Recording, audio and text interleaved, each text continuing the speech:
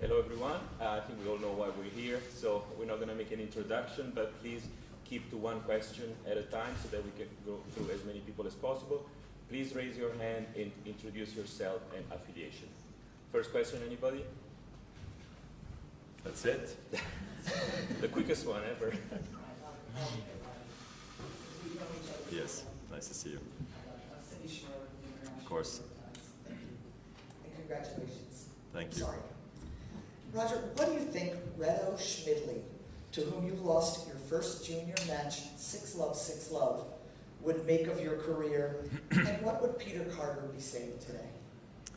I mean, honestly, I think any junior that probably played against me back in the day, we would have never thought that I was going to be sitting here at 41 having my final press conference and looking back at all the many moments and matches that I played. So it's not just for one person. I think I can speak for almost any junior, national, international, local,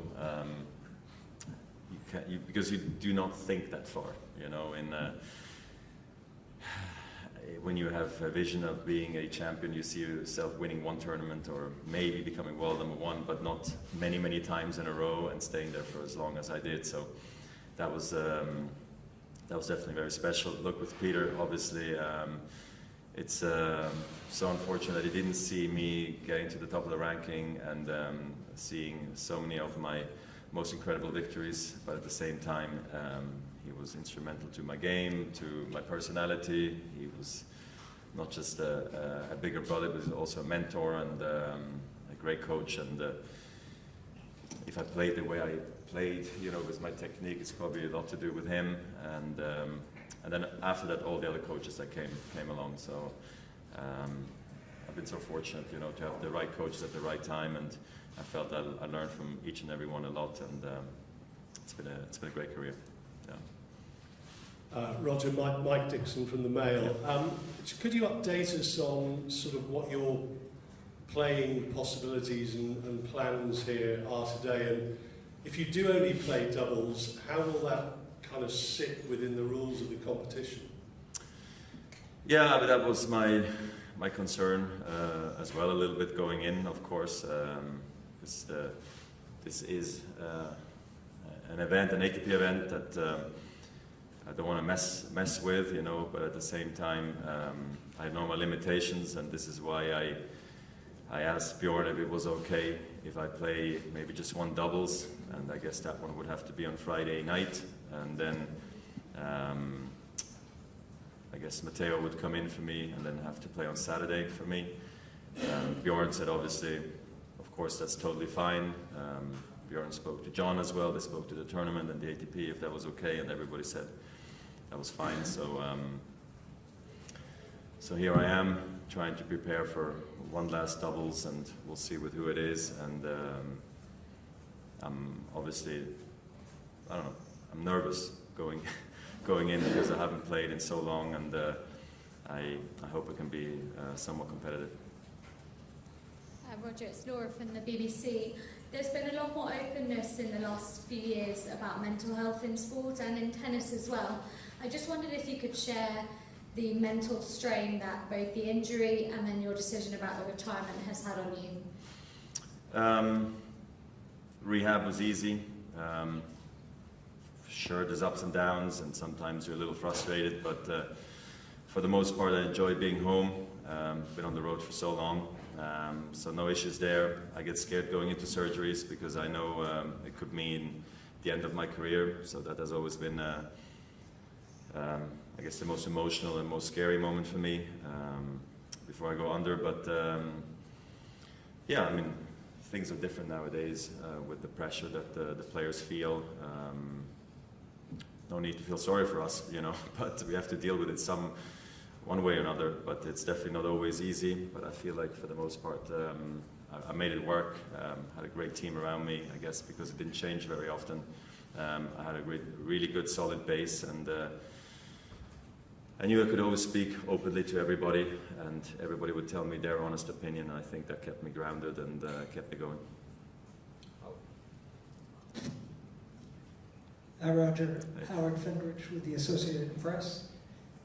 Could you take us through a little bit the process that led to this decision, how it came about, and what made you decide finally that this would be the end of your playing career? And I'd also like to ask, you used the word bittersweet in your farewell note. What to you is the most bitter part of this, and what's the sweetest part?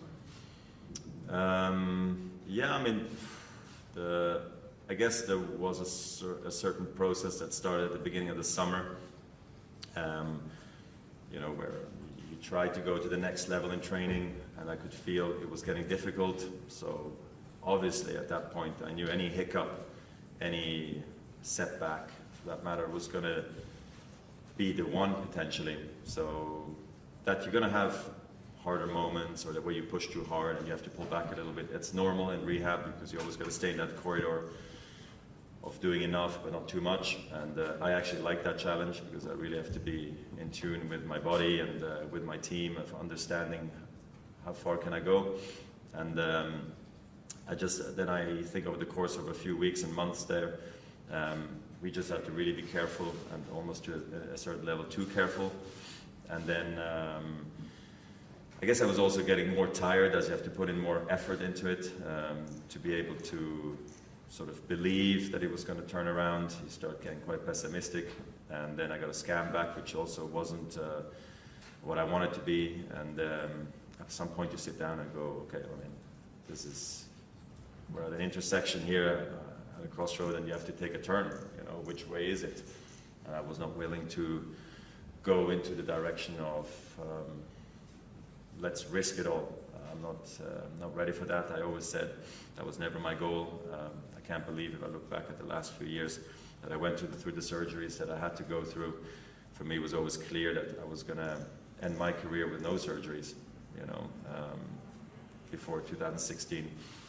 And even 16 was a tough year getting back from it. So any suggestions there from my side would be don't have surgery if you don't have to, and just take the necessary time to come back, because it is brutal. I think tennis is a tough sport to bounce back into, because you have to be able to play long matches, 5 matches in a row, every week, different continents, different surfaces. There's no substitute for you. So obviously mentally you need to know, you have to be able to get all the way back there, and it's hard. But and then maybe the hardest part after that one point, of course, you're sad in the very moment when you realize, okay, this is the end. But I sort of ignored it for a little bit almost, because I went on vacation and just said, okay, this is it.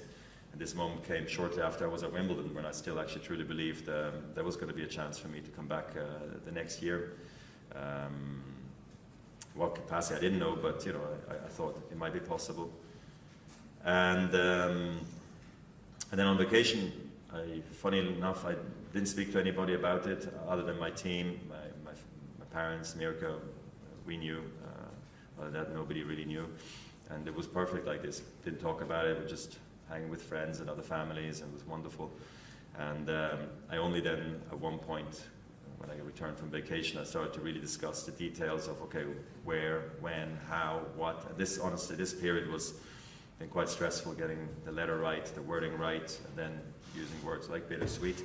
And the bitterness is obviously you always want to play forever. You know, I love being out on court. I love playing against the guys and traveling. You know, I never really felt it was that hard for me to do. Love winning, learn from losing. It was all perfect. You know, I love my career from every angle. And that's the bitter part. The sweet part was that I know everybody has to do it at one point. Everybody has to leave the game, and it's been a great, great journey. And for that, I'm really grateful. Hi Roger, Hector Nuns for The Sportsman. We've read a lot, seen a lot of people listing your career highlights these past few days. I just wondered, from your personal point of view, what would be some of having had a chance to reflect, what would be some of your sweetest and best moments and memories, whether it's titles, finals, matches, or just reaching your best level? Yeah, it's funny, I haven't really gone into deep diving, thinking about what are those moments. You know, top of my head, obviously you think about first Wimbledon, match with Sampras at Wimbledon. 2017 comeback, win in Australia, 09 French Open. But I know there's a lot of different little nuggets as you go along with it. It could be something as sweet as maybe a quarterfinal, at a 500 maybe, that I learned something from. Who knows what it was, I'm sure that I have to really go back to the memory bank a little bit and think like, okay, where were moments that meant a lot to me, and sometimes, very often, they were probably off the court in conversations with the team or meeting somebody. I can't give you a specific example, but I'm fortunate that I can almost pick and choose which moments were the best, because there were so many. So again, I was very fortunate to go through so many. Roger, Russell Fuller from the BBC. On a similar theme, how do you hope that people will remember you? And when you look back on your career, I'm not necessarily talking about individual Grand Slam trials, but what are you most proud of with the way you played the game and the way your career has unfolded? That's a good question. I think, and I mentioned this in interviews in the past, maybe, and this is maybe an appropriate time to say this again, is the longevity for me. I was famous for being quite erratic at the beginning of my career. If you maybe remember, I was famous for being not so consistent, and then to become one of the most consistent players ever is quite a shock to me as well. So that has been, I think, a great accomplishment for me personally. Then people can judge if they think that's the case too, but for me, that is something I've really enjoyed, and that I've been able to stay at the top for so long and compete for any tournament I would enter, and really go out there and say, like, I hope I can win the tournament for, I don't know, let's say 50 plus years. That has been a privilege, sitting at the press conference and being able to say that, and not just saying like, quarters will be great. Yeah, those were the first few years of my career, but it was for so long, of course, that I also almost got used to it. But I think looking back, that has a special meaning to me, because I always look to the Michael Schumachers, Tiger Woods, all the other guys who stayed there for so long at the very top that I didn't understand how they did it. And next thing you know, it's like you're part of that group, and it's been a great feeling. Roger, David Law from the Tennis Podcast. Roger, what do you think you will miss the most? I think it's how it goes in life. So I don't want to say love-hate, but the things you will miss, you're happy you're not having to do them again. I love tying my shoes, getting ready, putting the bandana on and saying like, okay, look in the mirror, like, okay, are we ready for this? Yeah, okay, let's go. As much as I love it, I'm happy I don't have to go through it again. Having those knots in my tummy, waiting all day, eating breakfast, thinking about, okay, tonight, got another big match. Oh, it's got another 15 hours to wait for it, It's fun, but it's stressful, and it's slow days there. And, a tennis player waits a lot. We wait for the moment for us to go out and entertain the people. But do it again. Of course, I'll miss a lot of things. The little moments, after matches, when it's all said and done, and the weight drops, and you can go for a nice dinner with your friends and team, and talk about other things, than just about tennis. So there's so many things I will miss. But of course, the fans are at the center of everything.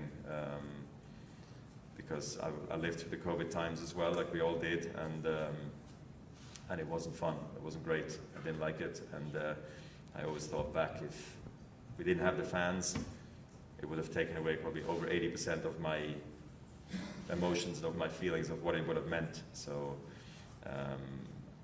I will miss that.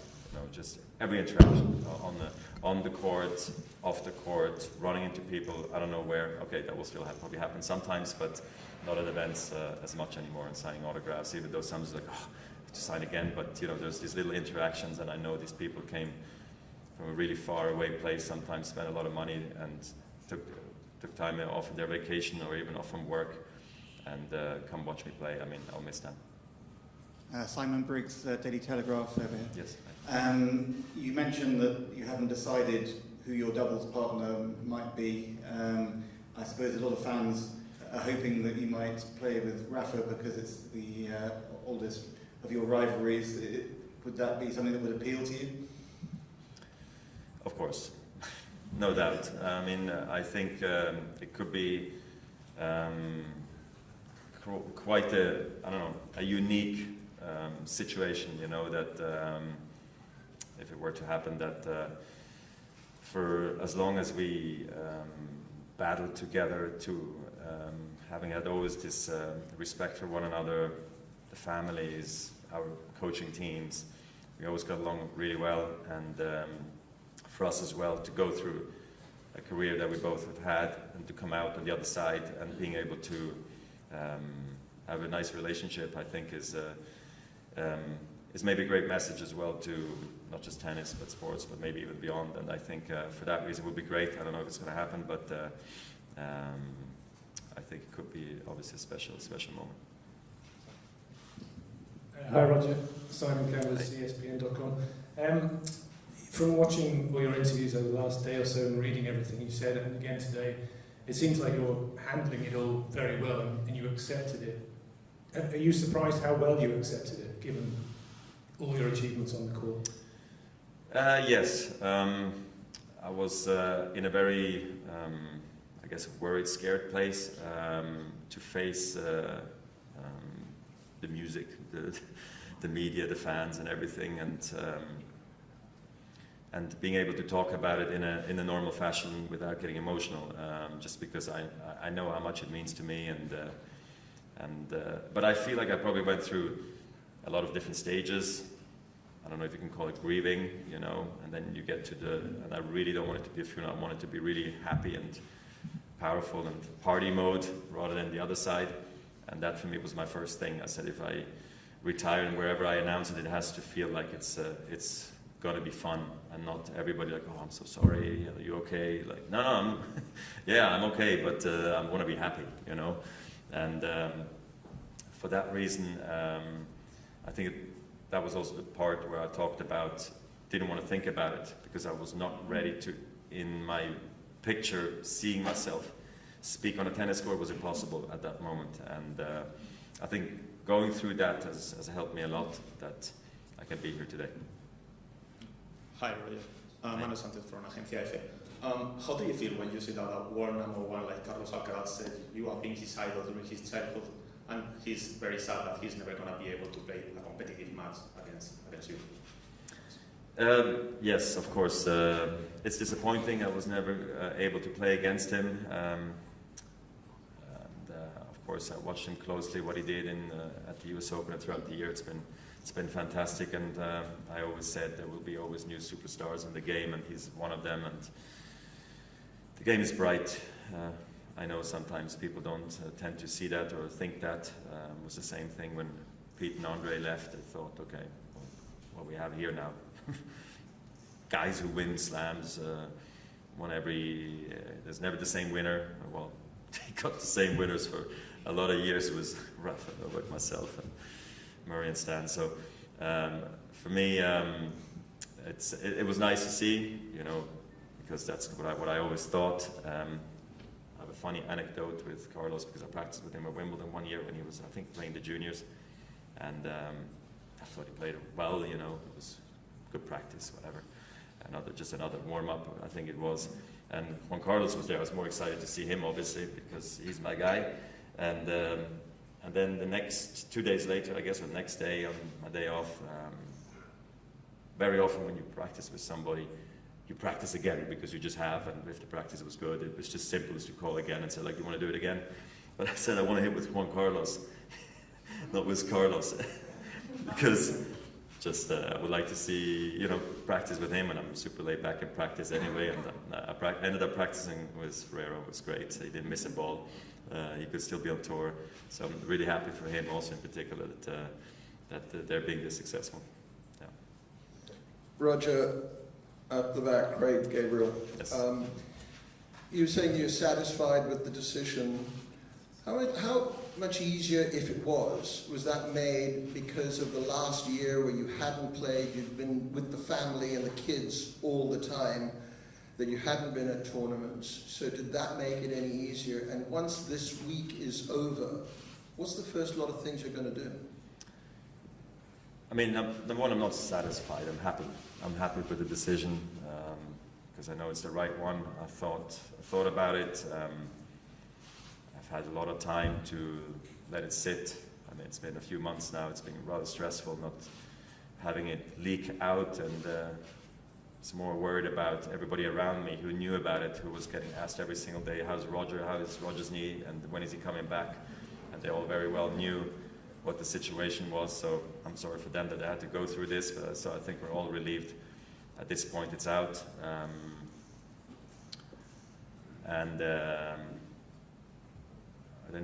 don't remember the question anymore, but then what I'm going to do next is I wanted to read a lot of what maybe you have written, and a lot of TV stuff I haven't seen, things that have been produced, like put together for me. I haven't seen really, to be honest.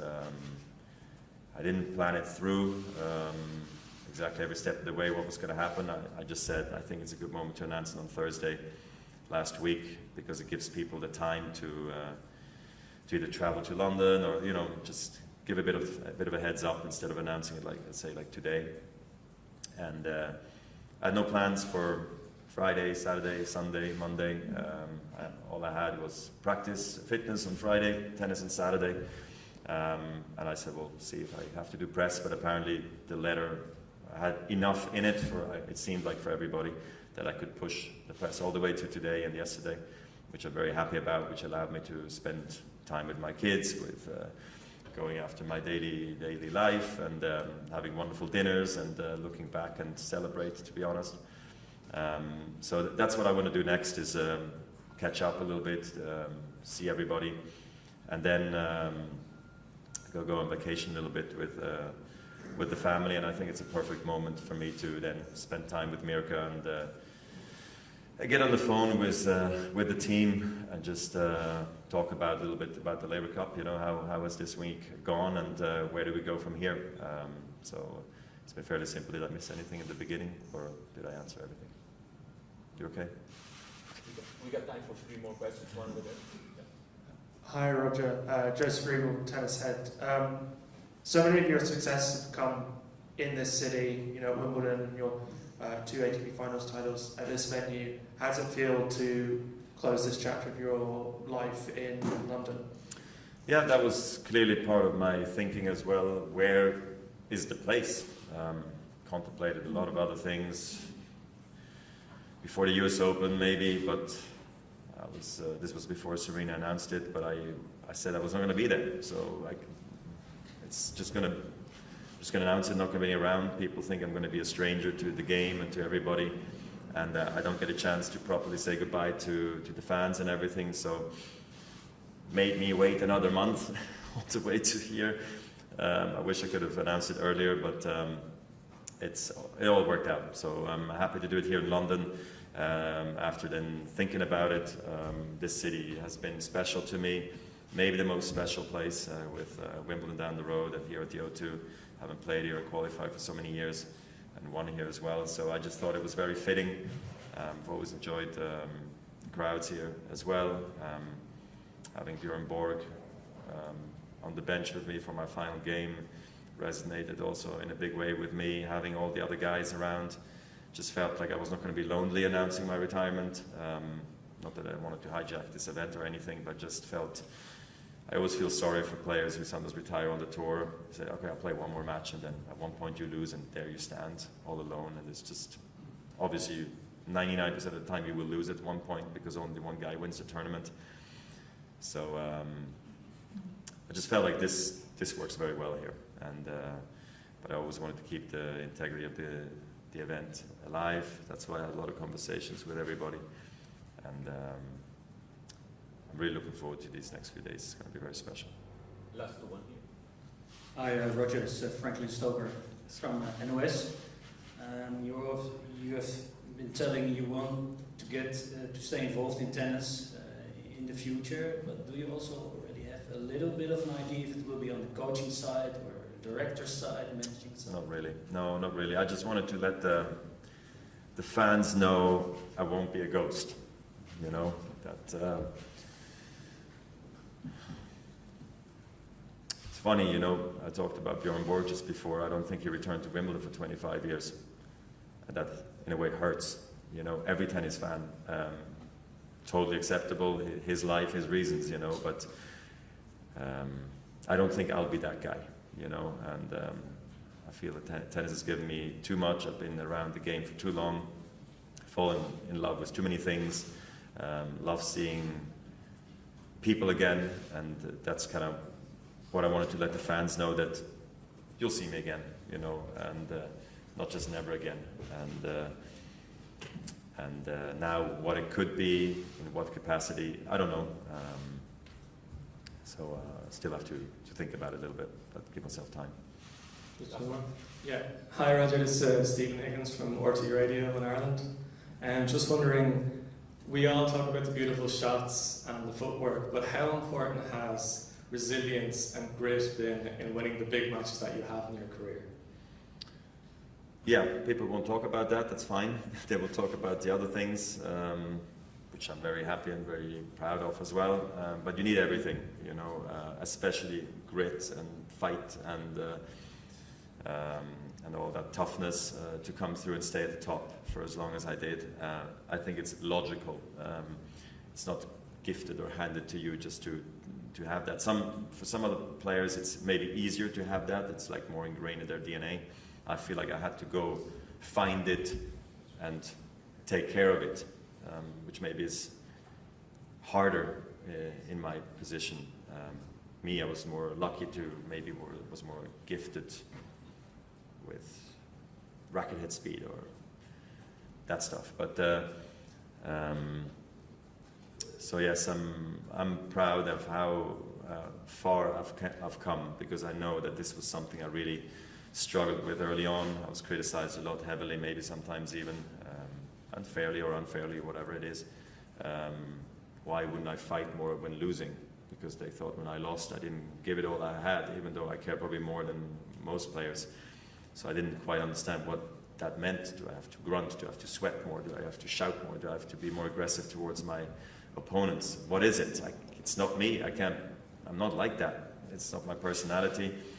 And a lot of people then told me, well, you have to be tougher and not so nice, maybe, you know. And I tried, but it was all an act. And I said, well, I'll try it the nice way. Let's see where it takes me.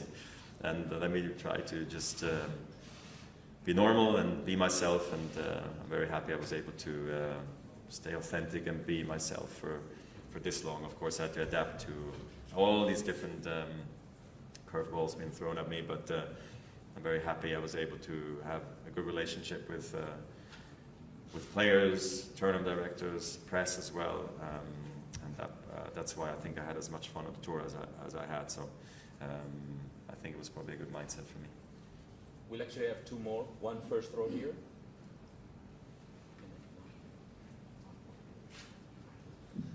Hi Roger, Antonello Guerrero from La Repubblica, Italy.